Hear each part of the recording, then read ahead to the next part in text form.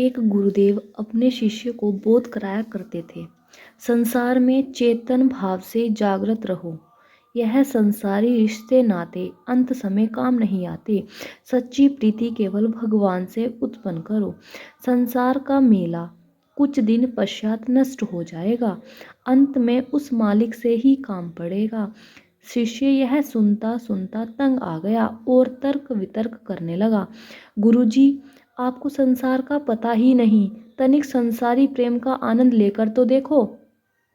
मुझे निश्चय है कि जितना मेरे माता पिता, बहन, भाई, पत्नी और बच्चे मुझको चाहते हैं, यदि मैं उनको प्यार ना करूं तो वह मेरे जैसा पापी कौन होगा।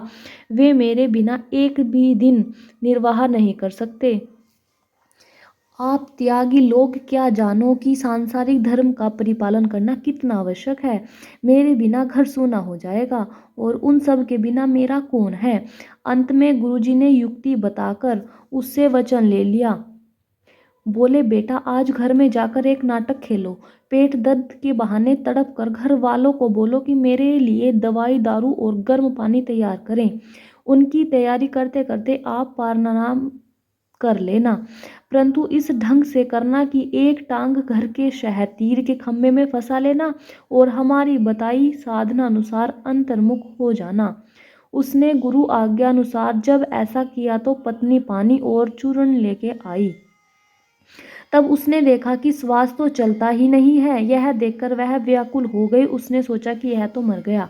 अब रोने से पहले शीघ्र कुछ खा लूं। अतः कुछ दिन रोने धोने के लिए घी में आटा भूनकर मीठा डालकर प्रतिदिन खाने का सामान भी तैयार कर लिया कि कहीं रोते रोते मैं ही ना मर जाऊं।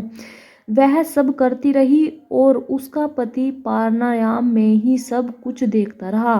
फिर पत्नी ने जोर जोर से पीटना आरंभ कर दिया।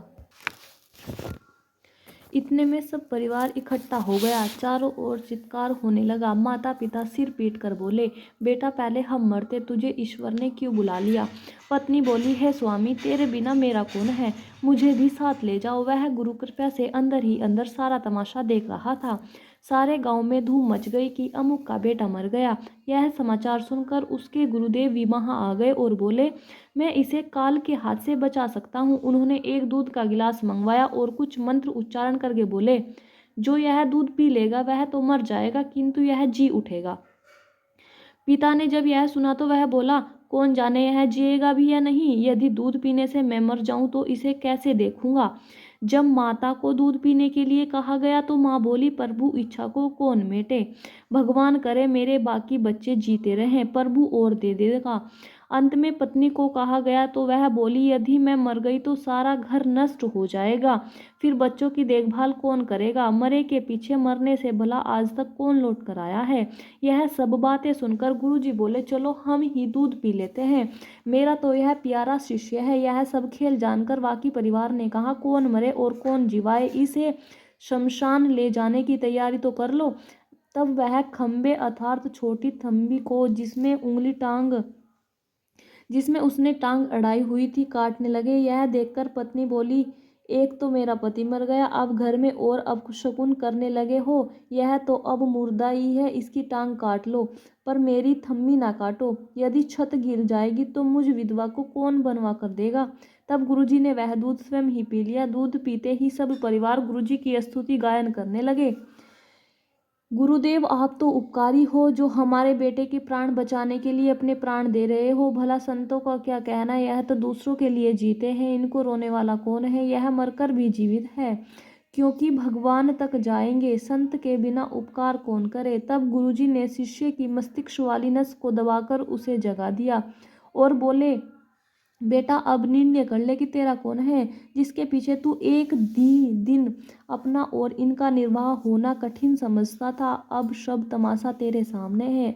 उस भक्त ने यह सब कौतुक देखकर अपने परिवार और पत्नी से वैराग्य ले लिया। इस प्रकार सत्य और असत्य का निर्णय हो गया। वह गुरुदेव की चरण शरण में रहने लगा। इस सारे प्रसंग का भावार्थ यह है कि सच्ची प्रीति भगवान इष्ट देव के चरणों में होनी चाहिए और संसार को मिथ्या भाव से जानकर संसार में रहना है। अंत में गुरुजी का आदेश है कि ए मन, तेरी आयु तो बीती जा रही है, इसलिए तू राम का भजन कर, उस राम की ओर भाग कर राम प्राप्ति का यत्न कर। इस उत्तम मानव जन्म का सच्चा लाभ इसी में है।